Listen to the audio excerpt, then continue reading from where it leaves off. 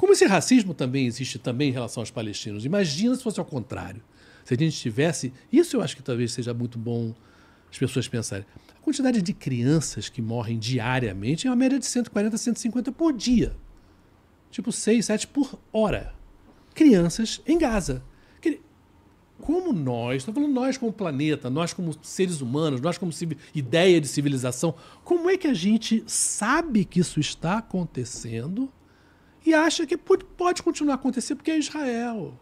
E como Israel é poderosa, como Israel é amigo dos Estados Unidos, como Israel é amiga do Ocidente, como os países do Ocidente têm um sentimento de culpa verdadeiro em relação ao que eles não fizeram para proteger os judeus na Segunda Guerra Mundial e pela quantidade de judeus que foram mortos ao longo dos séculos. Tudo isso é verdade. Mas o fato é que chega um momento que Israel não pode ter esse cheque em branco de poder fazer o que quer e ser tratado de uma maneira diferente de todos os outros países. Agora a África do Sul, né, que teve aqueles décadas de apartheid, entrou na Corte Internacional de Justiça dizendo que Israel está promovendo um genocídio. Curiosamente, a própria palavra genocídio ela foi criada depois da Segunda Guerra Mundial por um advogado judeu. Como um outro advogado judeu criou a expressão crimes contra a humanidade, logo depois da Segunda Guerra Mundial. Tinha que ser dois judeus, obviamente, porque os judeus sofreram foi uma enormidade. Dois caras de Lviv, que hoje são a cidade que fica na Ucrânia, que está vivendo uma guerra que também ficou meio escanteada, né? E continua ele horror. Quer dizer, um troço, quer dizer...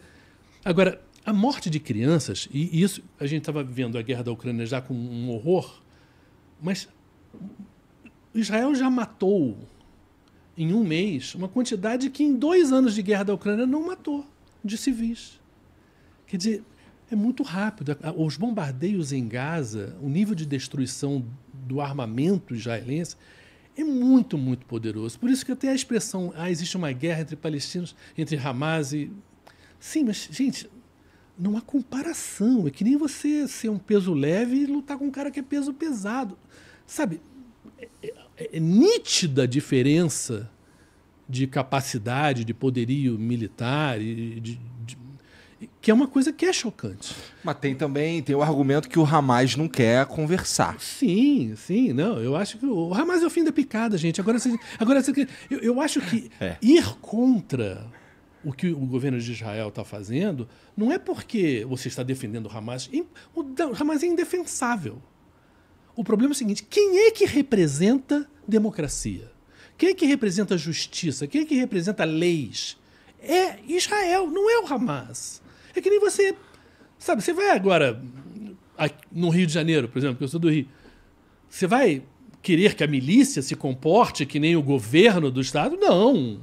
Quem tem que ser decente é a polícia. Quem tem que usar a lei é a polícia. Não é a milícia nem é o traficante. Do traficante da milícia eu não espero nada. Quer dizer, gostaria de que eles tivessem um mínimo de humanidade. Mas estou falando, mas de verdade, o lado que tem que ser cobrado é o lado do certo, do bom. Quer dizer, Israel e o Ocidente, e os países, e a ONU deveriam representar isso. E não representam. Claramente... Há um Pôncio Pilatos, que aliás é da área, né? O romano que lavou as mãos. Eu acho que o mundo lava as mãos em relação à morte dos palestinos em Gaza de uma maneira vergonhosa. Tem palestino morrendo de Hamas? Claro que tem. Agora, a quantidade maior que está morrendo é gente civil, gente normal e criança, né? Criança e mulher.